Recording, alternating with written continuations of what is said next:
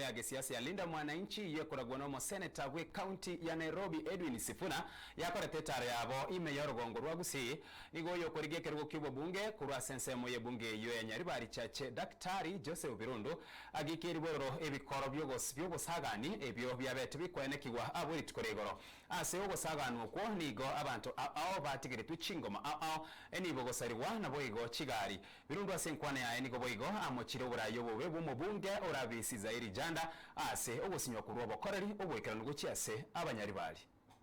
Ni jambo ngumu sana kueleza what happened yesterday. Tulistuka jana. For the first time tumeishi Keumbu. Hatujaiona ile mambo ilifanywa jana. Ile mambo ilifanywa ni ya kustua kila mtu.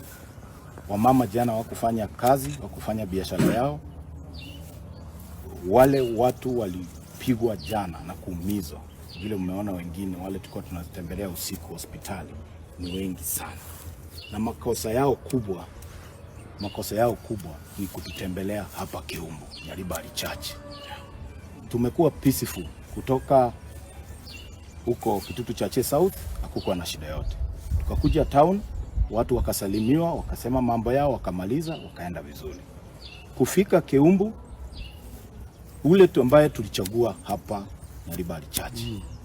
Lengo lake kubwa ilikuwa la kumaliza mtu anaitwa Dr. Joseph Birundu ambaye ame-identify kama mpinzani wake pia wa kumtoa kiti 2027.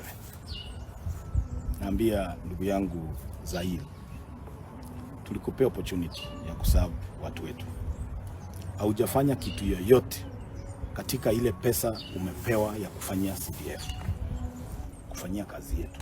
Kutoka 2022-2023 financial year paka saa hii, wakati 2026 tumeanza kuambia watu hakuna kitu yote umefanya hiyo miaka ile, ndio umeanza kukimbia hapo.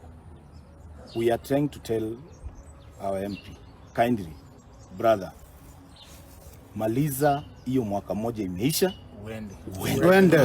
Yes. Tumekuvumilia sana. Sisi kama watu wa hapa hatujai mwaga damu ya watu wetu. Ukiangalia wale watu ulikuwa unapiga hata kama wewe ulikuwa unatumia akili.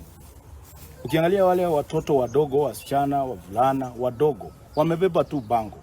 Hawajabeba lungu ya kupigana. Hawajabeba anything. And if it means politics ndio inafanya mimi kama Birundu nifanye watoto wetu wauawe vile ulifanya jana, afadhali tuache siasa yetu. Trust me, sisi watoto wetu ujue vile wazazi wao wamelia. Umekuja kutuulia watoto. Lakini ile decision wamemeki saa hii mpaka 2027. Ulete hao watoto wakupiga watu, ulete guns, wewe mwenyewe ukuje upigane hapa one. Hii tamu hatuwezi kuongezea hata siku moja. Tarehe 10 mwezi wa 8 2027.